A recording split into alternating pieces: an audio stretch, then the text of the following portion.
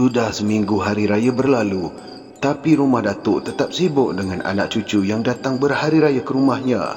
Pada malam 27 likur yang lalu, Datuk turut sama memasang lampu di halaman rumah dengan anak cucu. Datuk membelikan mercun untuk anak cucunya.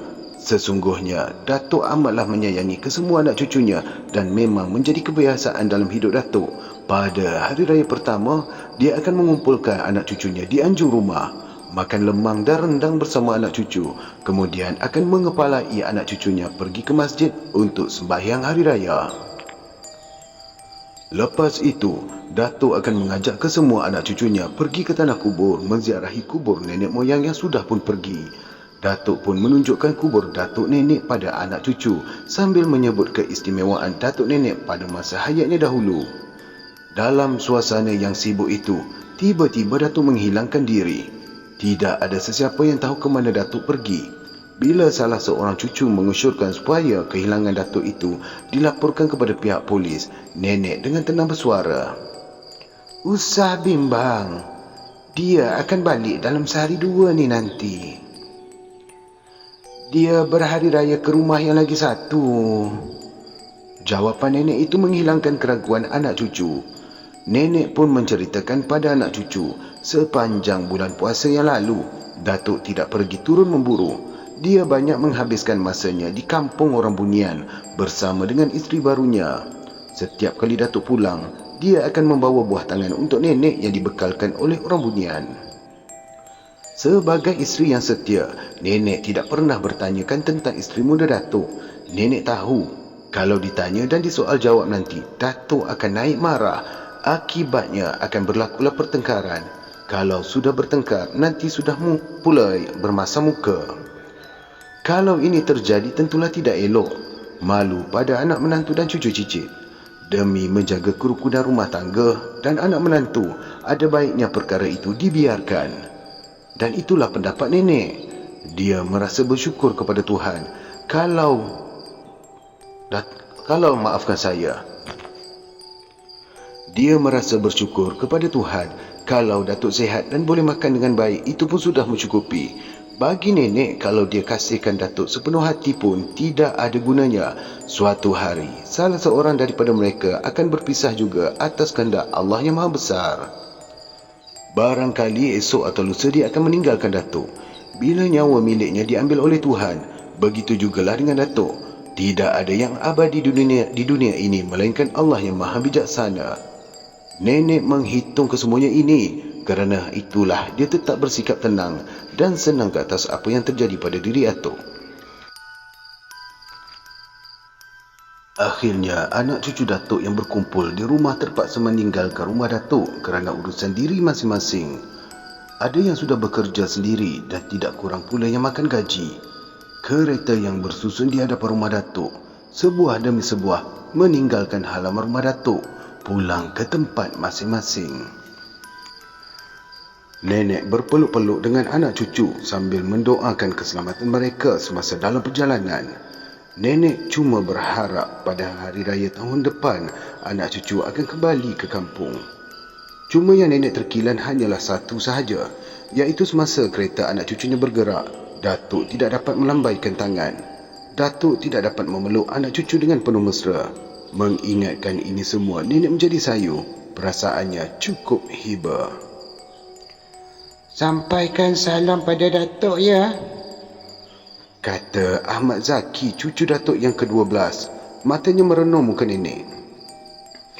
"Boleh, jangan bimbang," nenek memberikan pengakuan. Ahmad Zaki yang lewat sekali meninggalkan rumah Datuk. Dia bertugas sebagai guru mengajar di sekolah menengah Dr. Burhanuddin di Taiping. Bila semua anak cucu sudah pergi, Nenek kembali dengan kerjanya membelah pokok sirih di belakang rumah, melihat ayam yang bertelur di reban serta memetik kacang panjang. Kalau diikutkan kata hati, nenek mahu saja mengikut salah seorang dari anak cucunya, duduk bersama mereka.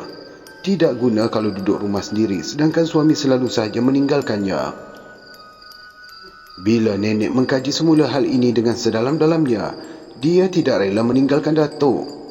Dia mengira semua yang terjadi ke atas dirinya adalah atas kehendak Tuhan yang Maha Besar. Sudah 3 jam anak cucunya pergi, namun telinga nenek masih dapat mendengar suara anak cucu, bagaikan terbayang tingkah laku anak cucu di hadapan matanya. Nenek tidak tahu pukul berapa anak cucunya pergi meninggalkannya. Yang pasti, masa anak cucunya pergi tadi, matahari baru naik segalah. Tapi sekarang matahari sudah pun berada di pucuk kelapa. Nenek masuk ke dalam rumah. Sebaik sahaja dia membasuh dan memotong kacang panjang, dia terdengar suara kereta masuk. Nenek menerpa ke muka pintu. Dia melihat Muhammad Hakim keluar dari kereta. "Kenapa? Ada barang tertinggal ke?" tanya nenek. "Tak ada apa, Nek. Kereta Ramlah berlanggar dekat Pekan Pusing." Nenek diam. Dia tahu cucunya itu dalam perjalanan pulang ke Johor Bahru. Ramlah bertugas sebagai pegawai kastam. "Apa yang kita mesti buat sekarang ni?" nenek menyoal. Muhammad Hakim suruh nenek masuk ke dalam keretanya untuk pergi ke Batu Gajah. Pada jiran sebelah telah ditinggalkan pesan. Bila Datuk balik, suruh dia pergi ke hospital Batu Gajah. Jiran yang baik hati itu berjanji mahu menyampaikan amanat itu. Bagaikan digerakkan oleh sesuatu, Datuk yang sudah lama tinggal dengan isteri mudanya di kampung Bunian teringat untuk balik. Isteri mudanya tidak menahan, lalu Datuk pun balik. Datuk sampai ke rumah pada waktu maghrib. Dia tidak bertanya pada jiran tentang nenek yang tidak ada di rumah. Selepas sembahyang, seorang jiran datang menemuinya dan menyampaikan berita yang dipesan. Datuk menerima pesanan itu dengan tenang. "Terima kasihlah. Aku ingat lepas sembahyang Isyak nanti aku pergi," kata Datuk kepada jiran yang menyampaikan pesan. Apa yang dicakapkan oleh Datuk akan dikotakannya. Lepas sembahyang Isyak, Datuk pun menghidupkan enjin keretanya. Kemudian Datuk matikan enjin kereta itu. Datuk buka bonet kereta untuk memastikan dia ada membawa barang keperluan kalau tayar keretanya bocor di tengah jalan. Datuk periksa enjin kereta. Dia yakin keadaan keretanya cukup baik dan selamat untuk perjalanan jauh. Masa Datuk meninggalkan rumah, keadaan langit agak mendung. Tidak ada bintang yang mengerdip. Tiada pula bulan sabit di kaki langit. Datuk terus memandu kereta Ford Anglia-nya dengan tenang membelah kegelapan malam. Kereta Datuk sudah pun melintasi kampung Buruk Bakul dan Simpang 3. Bila masuk ke dalam kawasan kampung Buluh Aur, hujan mula turun dengan lebatnya. Agak sukar juga untuk Datuk memandu dalam keadaan hujan yang lebat. Dia terpaksa melarikan keretanya dengan perlahan sekali. Sesekali Datuk terbabas ke tepi jalan. Bila berselisih dengan lori balak atau lori ikan, Datuk terpaksalah memberhentikan keretanya. Datuk sudah pun melalui Jambatan Nordin di Tanjung Belanga. Sekarang Datuk sudah memasuki Pekan Parit. Hujan tidak juga beransur reda. Walau apa yang terjadi, Datuk tetap mahu meneruskan perjalanannya ke Hospital Batu Gajah.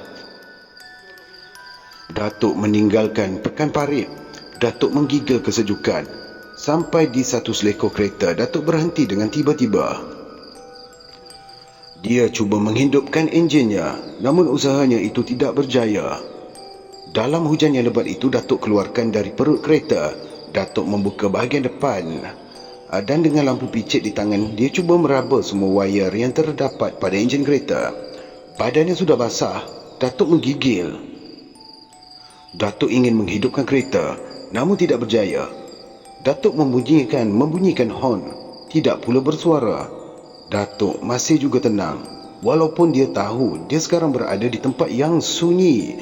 Di kiri kanannya penuh dengan hutan yang tebal. Kilat mula bermaharajalela. Dari cahaya kilat itu, Datuk dapat memastikan bahawa dirinya Dari cahaya kilat itu, Datuk dapat memastikan bahawa dirinya berada tidak jauh dari bukit berapit. Setiap kali cahaya kilat memancar, dia dapat melihat bukit berapit yang tertegun berdiri di kiri dan kanan jalan. Hujan terus turun. Jalan raya sudah pun penuh dengan air yang melimpah-limpah. Datuk melihat jam di tangan. Sudah hampir pukul 12 malam. Tidak ada sebuah kereta pun yang melintas di situ. Datuk tetap menggigil dalam perut kereta Ford Anglia-nya. Tiba-tiba, Datuk melihat ada cahaya api dari sebelah kanan jalan. Dia memastikan cahaya lampu itu datangnya dari sebuah rumah. Datuk ambil golok, lalu diselitkan ke pinggang. Kemudian dia memutuskan untuk pergi ke rumah yang ada cahaya lampu itu. Datuk menguncikan ke semua pintu kereta. Dia menyeberangi jalan dalam hujan yang begitu lebat. Datuk masuk ke dalam satu lorong yang menuju ke rumah tersebut. Sampai sahaja di kawasan rumah itu, kilat pun memancar. Datuk dapat melihat rumah itu. Ialah sebuah rumah batu bertingkat 2. Di halamannya penuh dengan pokok-pokok bunga yang sudah basah dengan air hujan. Datuk masuk ke bawah rumah lalu mengetuk pintu berulang-ulang kali. Tiada jawapan. Datuk ketuk lagi. Pintu pun terkuak. Seorang perempuan muda berdiri sambil di tangannya tertatang sebuah pelita minyak tanah. "Saya cuma nak tumpang berteduh sahaja," kata Datuk. "Kalau begitu masuklah ke dalam."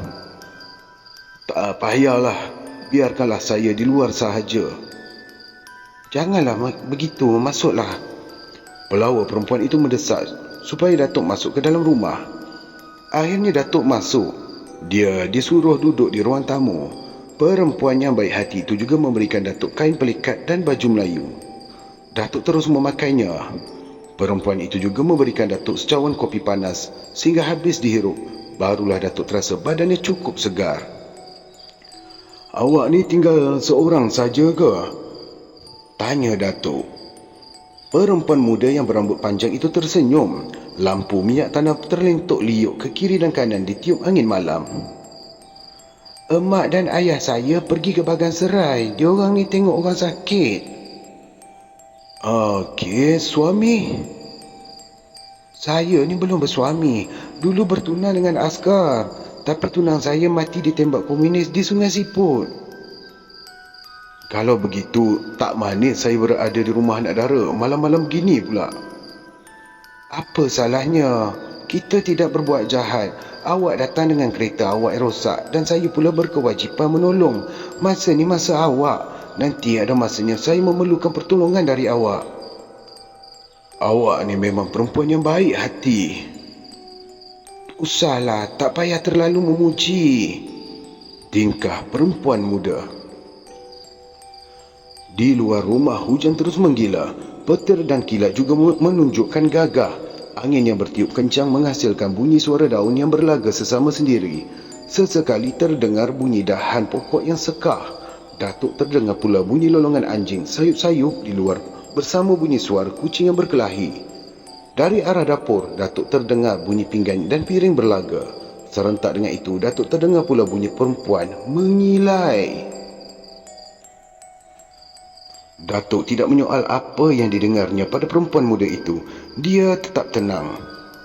Tentulah tidak wajar sekali bertemu di rumah orang yang baik budi bahasanya. Mau pula kita menyoal hal peribadi. Itu biadab namanya. Datuk tidak mahu perempuan muda itu menuduh dia biadab. Malam itu, perempuan muda yang cantik, berbibir nipis, berdahi luas memberitahu Datuk bahawa dia dan orang tuanya berasal dari Pulau Pinang dan berbangsa Cina. Pada masa zaman pemerintahan Jepun, mereka tinggal di Batu Gajah dan mereka sekeluarga terus memeluk agama Islam. Bila Jepun kalah, mereka berpindah ke Seputih dan membeli rumah dan tanah yang mereka duduki sekarang ini. Dengan penjelasan itu, Datuk terlalulah senang hati. Kemudian perempuan muda itu memberikan Datuk sebuah bilik yang lengkap dengan katil dan meja serta almari. "Bilik ni untuk awak tidur dekat sini ya," ujar perempuan muda itu. Datuk melihat sebatang lilin yang dimamah api tersedia di atas meja. "Usahlah bimbang. Esok saya suruh orang baiki kereta awak tu," tambah perempuan cantik itu. "Kereta awak dan awak selamat dekat sini." "Terima kasihlah." Perempuan muda itu merapatkan daun pintu bilik. Datuk terdengar perempuan muda itu mengunci bilik dari luar. Datuk tersenyum dan terfikir bahawa perempuan muda itu berbuat begitu adalah untuk kebaikan dirinya. Dia bimbang Datuk akan keluar mencarinya di tengah malam lalu merogolnya. Datuk menggeleng-gelengkan kepala. "Aku tidaklah sejahat tu," kata Datuk dalam hati. Dia rebahkan badan di atas katil. Bila Datuk mahu merapatkan kedua belah kelopak matanya, dia terdengar macam-macam bunyi di luar. Ada bunyi orang berjalan. Ada suara orang menangis. Datuk tidak menghiraukannya. Barangkali itu cuma perasaannya sahaja. Akhirnya Datuk terlelap. Dia bermimpi ada orang berkepala anjing datang padanya lalu mahu membaham pangkal pahanya. Datuk melawan dengan sekuat hati. Dalam perlawanan itu, Datuk tewas kepada orang yang berkepala anjing itu. Orang berkepala anjing itu terus mengoyak daging paha Datuk. Darah bertaburan di dalam bilik. Datuk menjerit dengan sekuat hati. Lantas dia pun terjaga. Datuk terkejut kerana hari sudah pun cerah. Matahari mula bersinar dan masuk ke dalam ruang bilik. Datuk mengerutkan dahi kerana dia mendapati dirinya cuma tidur di atas simen di sebuah bilik yang kotor dan buruk. Tidak ada katil, tidak ada meja. Cuma yang ada hanyalah tunggul kayu dan batang pisang. Datuk keluar. Dia menarik nafas yang panjang. Rumah yang malam tadi indah ternyatalah hanyalah sebuah rumah buruk yang hanya menanti masa untuk rebah ke bumi. Di halaman rumah pula penuh dengan hutan keduduk, serunai laut. Pemandangan sekitar rumah itu amat menyeramkan. Datuk mencari perempuan muda yang melayannya semalam. Tidak pula nampak batang hidung. Datuk pergi ke ruang tengah. Dia melihat satu cawan sumbing yang kotor. Di dalamnya ada air hitam yang busuk. Ada 2-3 ekor bangkai cicak yang kembang perutnya terdapat dalam cawan itu. Datuk mengucap panjang. Dia masih ingat lagi malam tadi dia minum di situ. Dan dia yakin air itu sudah pun masuk ke dalam perutnya. "Syaitan. Aku dipermainkan oleh syaitan," bisik batin Datuk. Dia pun meninggalkan kawasan rumah itu menuju ke jalan raya. Datuk cuba menghidupkan enjin keretanya. Suara kereta mengaum. Datuk cuba memandu 2-3 rantai ke hadapan. Keretanya tidak mengalami sebarang kecelakaan. Dia terus menuju ke Hospital Batu Gajah. Datuk kecewa. Ramlah yang terlibat dalam kemalangan jalan raya sudah pun meninggal dunia. Jenazahnya telah dibawa ke kampung malam itu juga. Datuk menceritakan kisah yang dialaminya pada seorang pekerja di Hospital Batu Gajah. "Begini pakcik, rumah tu rumah tinggal. Anak dara tuan punya rumah tu menggantung diri di ruang tengah rumah tu," beritahu pekerja itu kepada Datuk. "Gantung diri? Sebab?" "Dia kecewa kerana tunangnya berkahwin dengan orang lain." "Ah, begitu. Begitu rupanya." Suara Datuk lembut.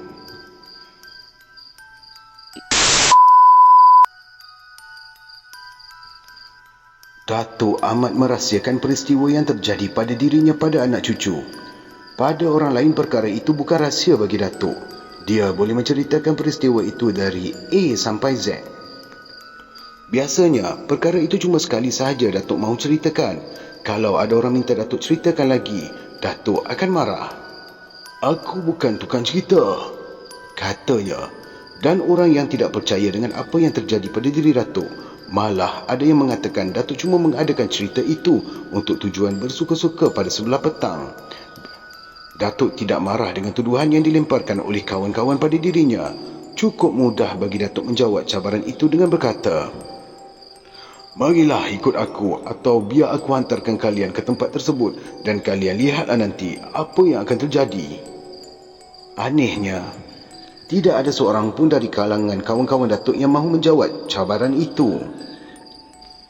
Akhirnya cerita Datuk bertemu dengan perempuan cantik dan bermalam di rumahnya merupakan satu legenda yang menjadi buah mulut orang-orang setempat. Sekarang cerita itu tidak lagi diperkatakan oleh orang. 2 bulan berselang sesudah peristiwa itu, Datuk telah diserang penyakit. Seluruh badannya sakit dan bengkak-bengkak. Anak cucu membawa Datuk ke klinik kerajaan dan swasta, namun sakit Datuk tidak juga mahu hilang. Bila anak cucu mengambil keputusan untuk menghantarnya ke rumah sakit di Lumut ataupun Batu Gajah bagi mendapatkan rawatan yang sempurna, Datuk membantah dengan alasan dia tidak suka duduk di hospital. Tidak ada seorang cucu Datuk pun yang berani memaksa Datuk untuk tinggal di hospital. Jadi Datuk terpaksalah dirawat secara kampung. Semua dukun dan bomoh yang terkenal dipanggil untuk merawatnya. Namun sakitnya juga tidak mahu hilang. Seorang dukun dari Mambang di kawasan dekat Kampar mengatakan sakit Datuk sukar diubat kecuali oleh pawang yang benar-benar handal. "Kenapa ni Tok Bomoh?" seorang cucu Datuk bertanya. "Sakitnya dibawa oleh orang atas," jawabnya pendek. "Siapa pula orang atas tu Tok Bomoh?" desak cucu Datuk. Dan bomoh itu tidak mahu memberikan jawapannya. Begitulah Datuk. Dia terus terlantar di tempat tidur menanggung sakit. Walaupun sakit terlentang merenung atap rumah, Datuk masih lagi mahu bercakap. Kalau ada kawan-kawannya yang datang melawat. Kadang-kadang Datuk terpaksa memaksakan dirinya untuk duduk. Bila anak cucu mahu datang membantunya, dia akan segera melarang dan menepis tangan anak cucunya. "Aku masih kuat lagi," katanya. Dengan itu, semua anak cucu pun menyepi. Pada suatu malam, semua anak cucu Datuk berkumpul dan mengambil keputusan untuk memanggil dukun orang asli yang tinggal dekat Gerik. Entah macam mana rancangan itu sampai ke pengetahuan Datuk. Dia menjadi berang dan membuang ke semua benda yang berhampiran dengannya. Rancangan itu terpaksa dibatalkan. Kemudian Datuk terus dipujuk untuk menerima rawatan doktor swasta yang sanggup datang ke rumah untuk merawatnya. Memang di luar dugaan anak cucu, Datuk setuju dengan rancangan itu. Menurut doktor itu, sakit Datuk tidaklah berapa serius sangat, namun dia memerlukan rawatan yang agak lama. Sesudah menerima suntikan dan memakan pil yang diberikan oleh doktor itu, Datuk pun boleh bangun dan berjalan dari ruang tengah ke anjung rumah. Mukanya nampak berseri, tidak pucat lagi. Datuk mula boleh makan nasi. Sebulan sesudah menerima rawatan dari doktor swasta, ternyata Datuk beransur sihat. Tapi pada suatu malam, Datuk terus rebah sesudah menunaikan sembahyang Isyak. Dia tidak boleh bercakap, terpaksa diusung ke tempat tidur. Semua anak cucunya mengeremuninya. Semua anak cucu yang mengeremuninya resah. Bilik tidur Datuk dikuasai oleh bau-bauan yang wangi, diganti pula dengan bau kemenyan. Serentak dengan itu, Datuk mula terbatuk 2-3 kali. Dan dia terus duduk. "Carikan aku 3 biji limau, 3 helai daun sirih putus urat, seulas pinang, kemenyan dan tempat membakarnya," ujar Datuk tenang. "Nak buat apa?" tingkah nenek. "Usah banyak soal. Kau sediakan perkara yang aku mahukan tu sekarang." Datuk membeliakkan matanya. Kesemua keperluan itu disediakan. Diletakkan dalam dulang tembaga berlapikkan kain kuning. Bila barang-barang itu tersedia, bau harum datang kembali menguasai bilik tidur Datuk. Duduklah Datuk menghadap dulang tembaga. Asap kemenyan pun keluar dari dupa. Bagaikan ada kuasa gaib yang menaburkan serbuk kemenyan di dalam dupa. "Duduklah," Datuk bersuara sambil merenung ke tepi dinding. Anak cucu merenung ke tepi dinding. Tidak ada sesiapa pun yang berdiri di situ. Kemudian, anak cucu Datuk melihat buah limau yang 3 biji tadi bergerak-gerak bagaikan ada tangan yang menyentuhnya. "Kalian semua keluarlah. Ada pawang dia nak mengubat aku." Datuk memberi perintah. Kesemua anak cucu Datuk keluar. Dia menguncikan pintu biliknya dari dalam. Namun bau kemenyan terus juga keluar. "Dah berapa lama sakit ni? Kenapa tak bagi tahu?" Anak cucu Datuk terdengar suara orang perempuan bercakap di dalam bilik. Semua hati anak cucu berdebar dan cuba mengintai dari celah pintu. Tidak ada orang lain di dalam bilik selain dari Datuk sahaja yang terlentang dekat dulang tembaga. Sesekali Datuk bergerak, bagaikan ada tangan yang sedang mengurut badannya. Sesekali Datuk melipatkan kaki kanannya, menandakan dia tidak mahu lagi kaki kanannya untuk diurut. Berapa lama dah sakit ni? Terdengar lagi suara perempuan itu. Dah dekat 3 bulan, sahut Datuk. Patutlah dah lama tak ke rumah. Sibuk. Apa asalnya? Sebabnya? Ada jatuh atau ada tersalah makan ke? Salah makan tu tak ada, tapi jatuh-jatuh memang ada. Saya jatuh dekat perigi buta. Patutlah. Kalau jatuh cepat berurut atau berubat. Kalau tak diubat, macam inilah jadinya. Itulah salah saya, Datuk mengaku. Suasana dalam bilik Datuk sunyi. Cuma yang kedengaran hanyalah bunyi orang mengambil sesuatu serta bunyi orang mengoyakkan daun sirih. Amalkanlah apa yang saya buat ni ya. Tapi ingat, kalau dah sihat jangan lupakan tempat saya. Terdengar lagi suara perempuan. Beberapa saat kemudian Datuk membuka pintu bilik. Bau wangi masuk ke ruang rumah. Selepas itu Datuk membuka pintu hadapan. Datuk berdiri di muka pintu.